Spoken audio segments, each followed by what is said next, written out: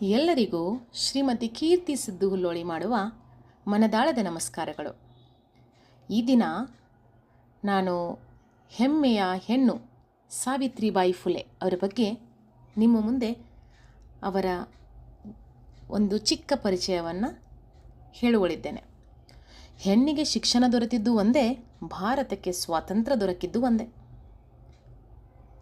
ಈ ಭಾರತದ ಮೊಟ್ಟ ಮೊದಲ ಶಿಕ್ಷಕಿ ಸಾವಿತ್ರಿಬಾಯಿ ಫುಲೆ ಅವರು ಈ ಒಂದು ಹೆಣ್ಣಿಗೆ ಸಿಗಬೇಕಾದ ಒಂದು ಸ್ವಾತಂತ್ರ್ಯವನ್ನು, ಶಿಕ್ಷಣದ ಒಂದು ಸ್ವಾತಂತ್ರ್ಯವನ್ನು ನಮಗೆಲ್ಲರಿಗೂ ನೀಡಿದ್ದಾರೆ ಅನ್ನೋದೇ ಹೆಮ್ಮೆಯ ವಿಷಯ. ಇವರು ಶಿಕ್ಷಕಿ, ಸಂಚಾಲಕಿ, ಮುಖ್ಯೋಪಾಧ್ಯಾಯಿನಿ, ಸಾಮಾಜಿಕ ಮತ್ತು ಮಹಿಳಾ ಹಕ್ಕುಗಳ ಹೋರಾಟಗಾರ್ತಿ, ದನಿವರಿಯದ ಸತ್ಯಶೋಧಕಿ, ಕವಯಿತ್ರಿ, ಆಧುನಿಕ ಶಿಕ್ಷಣದ ತಾಯಿಯಾದ ಸಾವಿತ್ರಿಬಾಯಿ ಫುಲೆ ಅವರ ಪರಿಚಯ ಮತ್ತು ಸಾಧನೆ ತಿಳಿದುಕೊಳ್ಳಲು ತುಂಬ ಆಸಕ್ತಿನೂ ಅನಿಸ್ತಾ ಇದೆ, ಹಾಗೆ ಅದರ ಜೊತೆಗೆ ನನಗೆ ಹೆಮ್ಮೆ ಕೂಡ ಅನಿಸ್ತಾ ಇದೆ. ಇವರು ಹುಟ್ಟಿದ್ದು 3 ಜನವರಿ 1831 ಸಾತಾರಾ ಜಿಲ್ಲೆಯ ನೈಗಾಂವ್ದಲ್ಲಿ.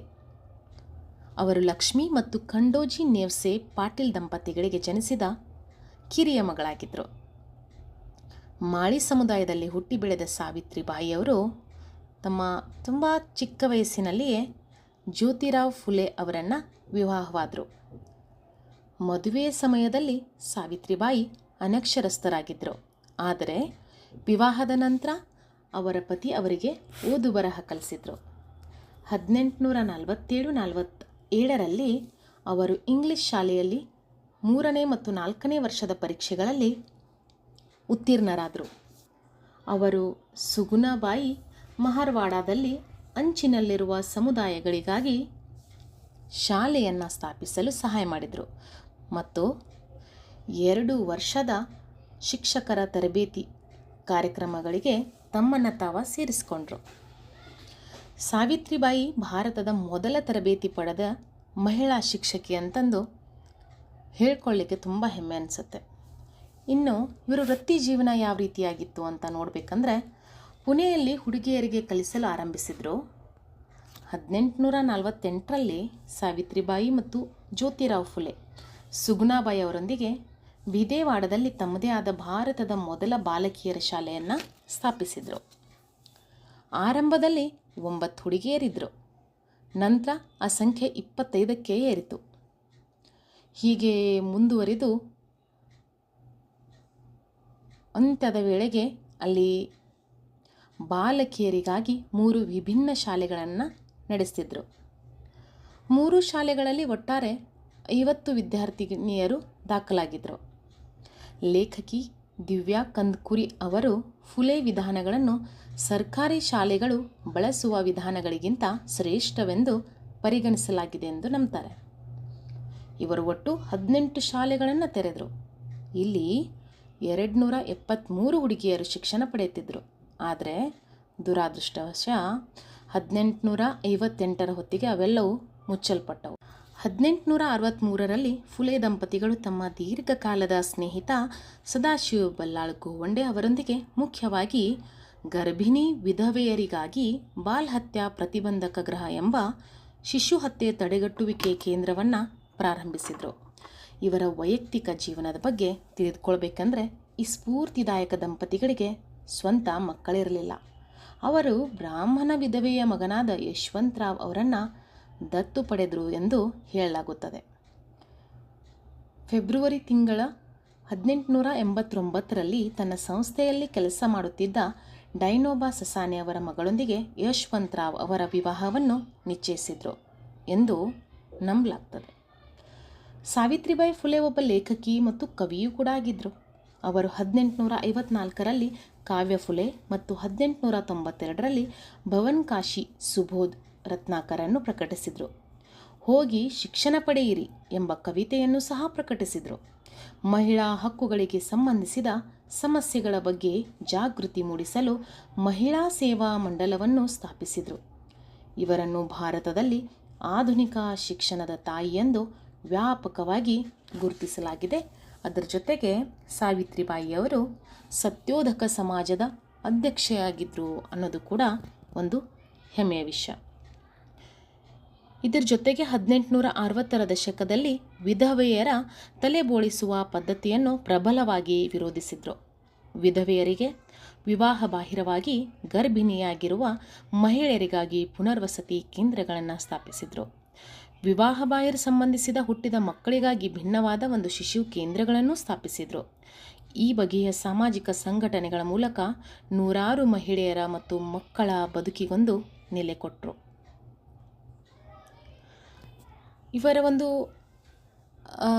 ಬದಲಾವಣೆ ಯಾವ ರೀತಿಯಾಗಿತ್ತು, ಇವರ ಕಾರಣದಿಂದ ಆಗಿರುವಂತಹ ಬದಲಾವಣೆಗಳನ್ನು ನೋಡಬೇಕಂತಂದರೆ 1848ರಲ್ಲಿ ಜ್ಯೋತಿಬಾ ಫುಲೆ ಅವರೊಂದಿಗೆ ಸೇರಿ ತಳ ಸಮುದಾಯದ ಹೆಣ್ಣು ಮಕ್ಕಳಿಗಾಗಿ ಪುಣೆಯಲ್ಲಿ ಶಾಲೆಯನ್ನು ಪ್ರಾರಂಭಿಸಿದರು.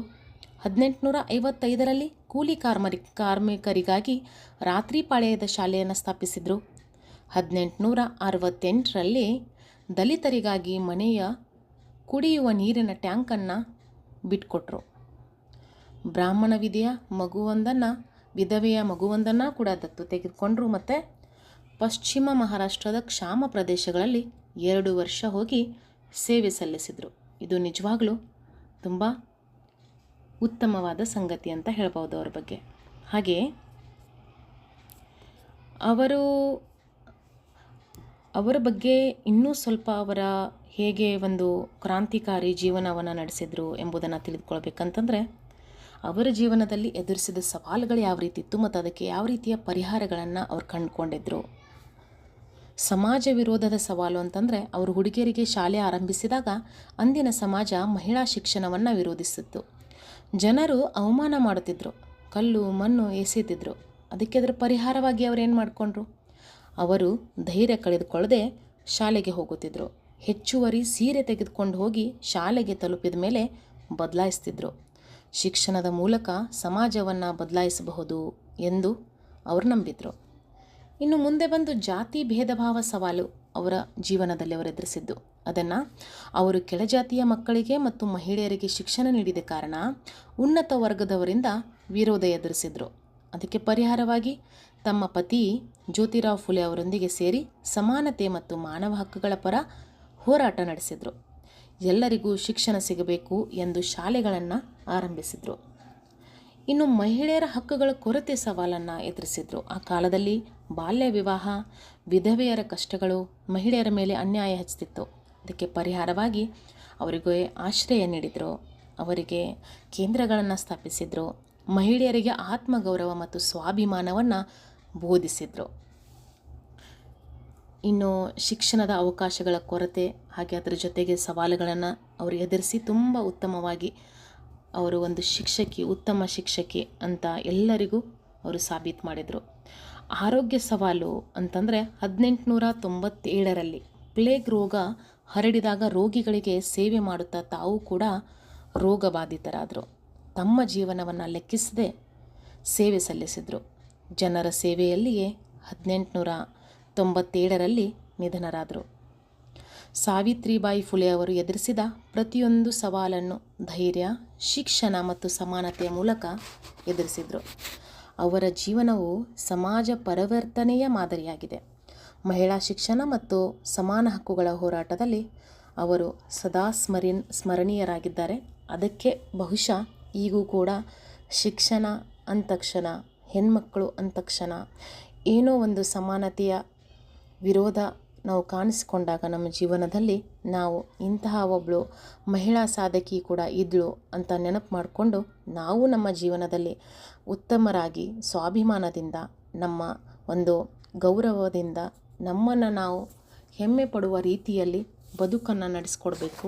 ಅದನ್ನೇ ನಾವು ಸಾವಿತ್ರಿಬಾಯಿ ಫುಲೆ ಅವರಿಂದ ಕಲಿತ್ಕೊಳ್ಬೇಕಾಗಿದೆ. ಆಲಿಸಿದ್ದಕ್ಕಾಗಿ ಎಲ್ಲರಿಗೂ ಧನ್ಯವಾದಗಳು.